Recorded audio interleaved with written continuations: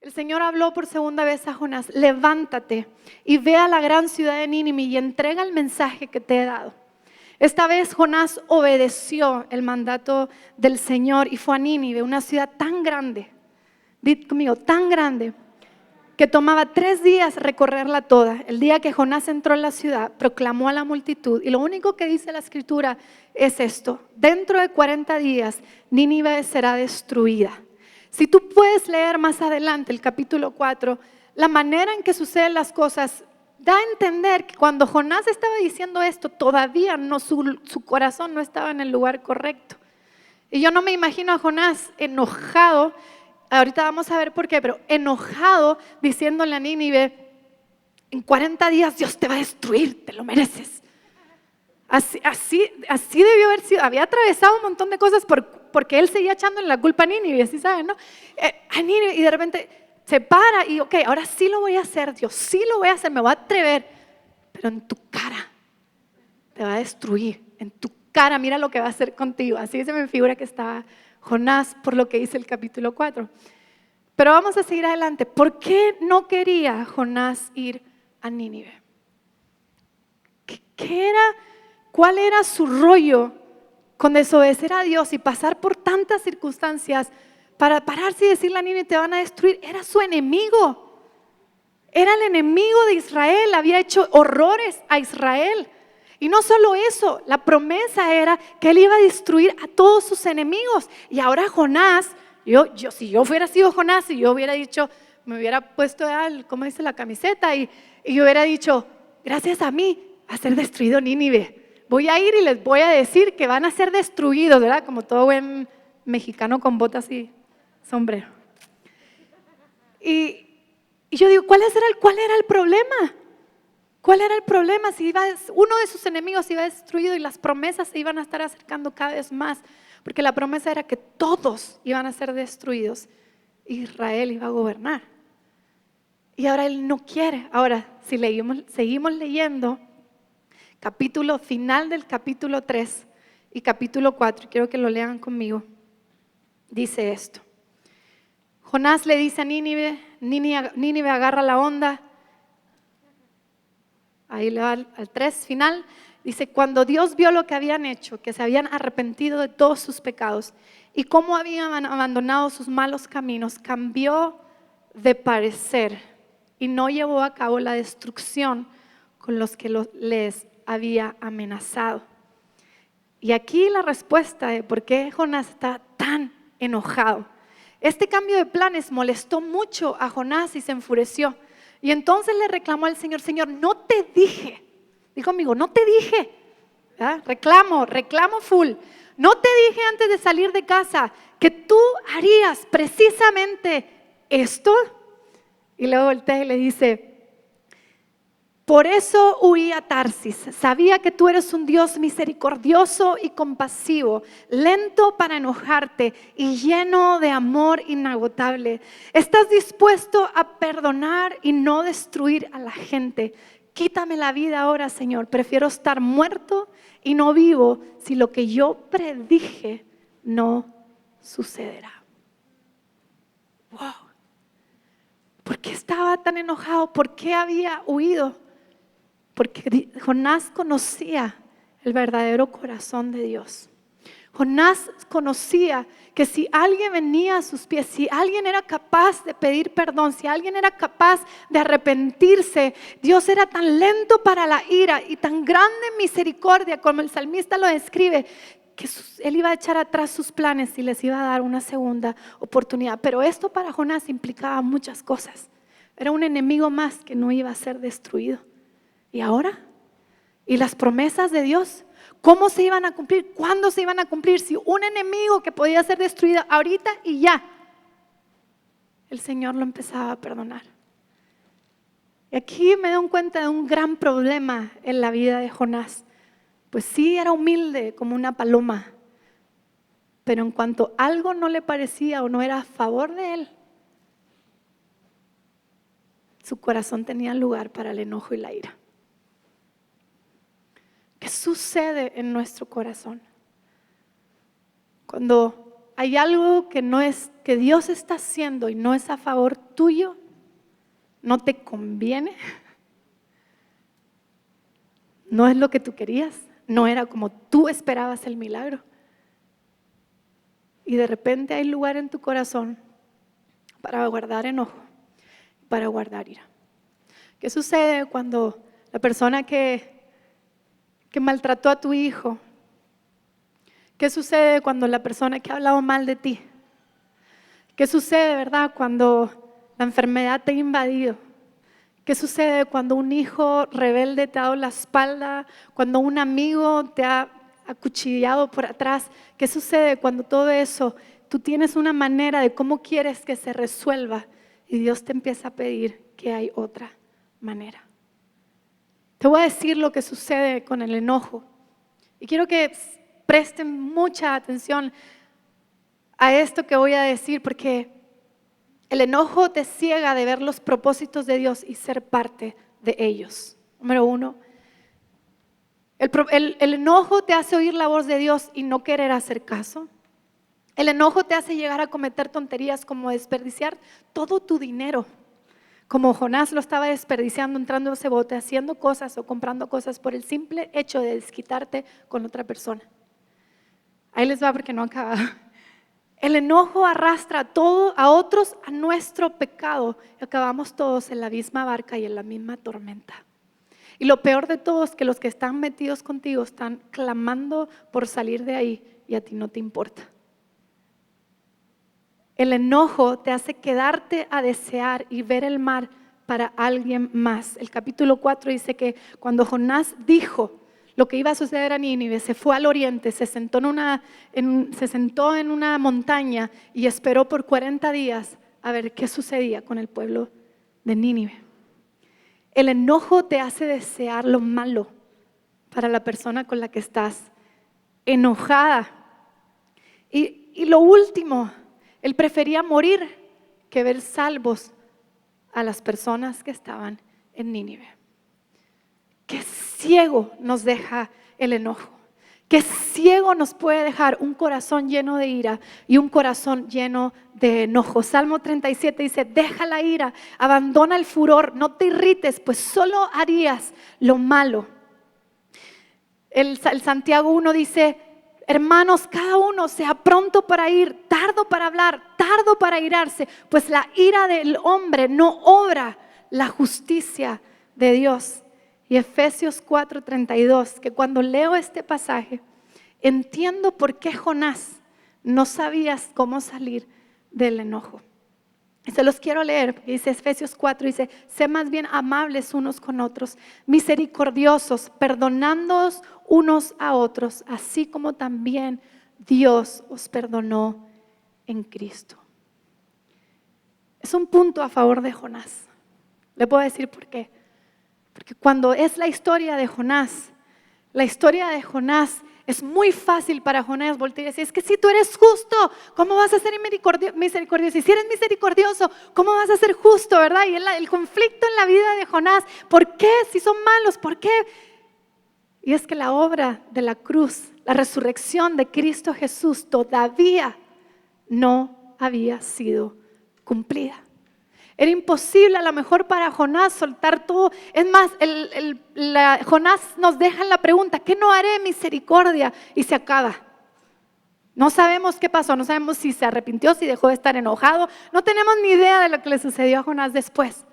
Pero el punto no era ese, el punto es que tú y yo, ya hemos conocido que hubo alguien que ofreció su vida, que corrió hacia la cruz para otorgarnos el perdón de pecados. Y hoy sí hay una libertad para que tú sueltes tu enojo contra cualquier persona, contra cualquier cosa a la que tú hoy estés enojado y airado. Y se llama la cruz de Cristo Jesús.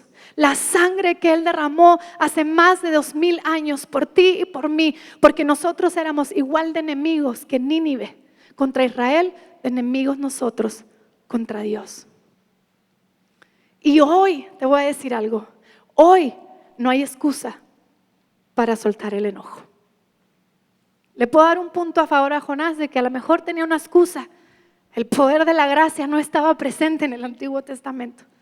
Pero tú y yo hoy no tenemos excusa para soltar la ira, soltar la amargura, el enojo y todo lo que nos tiene atados y tiene atados a otros. Y esto me lleva a un segundo punto en la historia de Jonás. Y es la gracia de Dios. Y quiero que lean conmigo el final de Jonás 4. Y con esto voy a ir cerrando. Jonás, Dios le dice en el capítulo 4, versículo 4, le dice, ¿te parece bien enojarte por eso? Quiero que te hagas tú esa pregunta a ti. Ve lo que está sucediendo en tu vida, ve por qué estás enojado y voltea y dice, ¿te parece bien enojarte por esto, Anabel? Dice, entonces Jonás se fue al oriente de la ciudad e hizo una enramada. Luego se sentó bajo la sombra de la enramada mientras esperaba ver lo que acontecía en la ciudad. Qué gacho, ¿verdad? Ahora bien, el Señor Dios proveyó que una planta frondosa creciera allí y pronto extendió sus anchas hojas sobre la cabeza de Jonás y lo protegió del sol. Esto le trajo alivio y Jonás estaba muy agradecido por la planta. Pero Dios también proveyó un gusano. Al amanecer del día siguiente, el gusano se comió el tallo de la planta, de modo que se marchitó. Así que cuando el sol se intensificó, Dios proveyó un viento abrasador del oriente para que soplara sobre Jonás. El sol pegó sobre su cabeza hasta que se sintió tan débil que deseaba morirse. Entonces Dios dijo a Jonás, ¿te parece bien enojarte? Porque la planta que te estaba dando tu sombrita, porque lo que yo te había dado para que cubriera tu vida, para que lo que yo te había dado para que tú estuvieras bien, estuvieras a gusto, para que tuvieras libertad, ¿te parece bien enojarte porque la planta murió? Sí, replicó Jonás, estoy tan enojado que quisiera morirme. ¿Has estado en el punto tan enojado que quisieras morirte? Yo no tanto como para morirme, pero sí para huir a España. Se lo pueden preguntar a mi marido. Pero al punto de querer morirse, ¿cuál era la ira? ¿Tú te has visto cuando estás airado, enojado, que te conviertes en otra persona? ¿Sí o no? Y luego volteas y dices, ¿quién era? Ah, caray, salió una segunda Anabel en el episodio. Estaba tan enojado que quería morirse. Entonces el Señor le respondió, ¿sientes lástima por una planta, aunque tú no hiciste nada para que creciera? Creció rápido y murió rápido. Pero Nínive tiene más de 100,000 habitantes que viven en oscuridad espiritual. Sin mencionar todos los animales. Dios le importaban los animales. ¿No debería yo sentir lástima por esta gran ciudad cuando Él era el creador tanto de Jonás como de los habitantes de Nínive? ¿Que no puedo tener yo misericordia? Aquí quiero decir, hay dos caras de este pedazo de la historia, hay miles de caras, pero los que hemos conocido la gracia de Dios, los que un día Dios ya nos perdonó, los que recibimos el perdón de Dios y Dios hizo algo nuevo en nosotros y nos hizo una nueva criatura.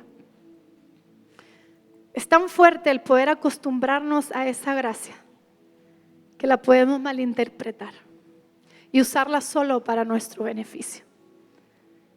Jonás estaba tan a gusto cuando la planta estaba sobre él, ¿verdad? Ahora sí la gracia de Dios cuando lo sacó de la ballena, ahora sí, ¿verdad?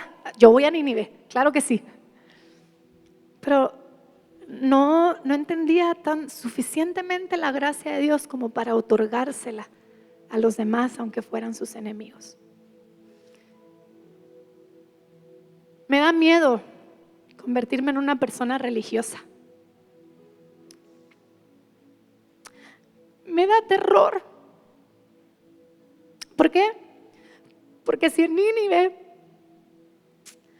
hay 120,000 habitantes que viven en oscuridad espiritual, en Chihuahua hay 1,000,000 de habitantes que viven en oscuridad espiritual. Y mi religiosidad y mi enojo y el acostumbrarme a esta vida tan superficial me puede cegar de realmente extender la gracia que un día a mí me extendió Dios, porque yo no la merecía. Y le entregué de mi vida a Cristo a los 17 años. Y tú dices, ¿qué pudiste haber hecho en 17 años? Mucho. Y la gracia de Dios no me la merecía. Le había dado la espalda a Dios una y otra vez. Y aunque yo sabía lo que Él quería para mí, a mí no me importaba. ¿Y sabes de qué me llené? De ira y de enojo. Lo que más ocupaba mi corazón era un enojo y un resentimiento hacia todo el mundo que me decía lo contrario de lo que yo quería hacer. Y por mucho tiempo cegó mi corazón y cegó mis ojos y cegó mi entendimiento. Pero el día que encontré la gracia de Dios, yo solo le dije una cosa al Señor. Le dije, si tú eres real, si tú perdonas pecados, si tú cambias vidas, le dije, yo te voy a dar mi vida para servirte, y la persona que se me pare enfrente va a conocer tu gracia. Y tú puedes preguntarle a quien quieras, a Caro, Enrique, si yo voy a hacerme las uñas, si yo voy a hacerme el pelo, si voy a hacer lo que sea, ese no es mi tiempo de descanso sin mis hijos. Esa es mi oportunidad para que alguien más conozca a Cristo. ¿Por qué? Porque la gracia de Dios me transformó, y la gracia de Dios puede transformar a quien sea, y lo que te hayan hecho no se compara con lo que Dios puede hacer en tu vida. Cuando tú puedes perdonar y soltar al que te hirió, al que te agredió, al que te dio la espalda, al que no se lo merece, porque has entendido que tú tampoco te lo merecías. Y ahí es cuando tú recibes la gracia, que tú puedes extender la gracia de Dios a cualquiera que se te lo ponga enfrente, lo merezca o no lo merezca según tu criterio, porque para Dios todos merecemos su gracia. Quiero que te pongas de pie conmigo. Y hay dos invitaciones que yo quiero hacer en esta tarde.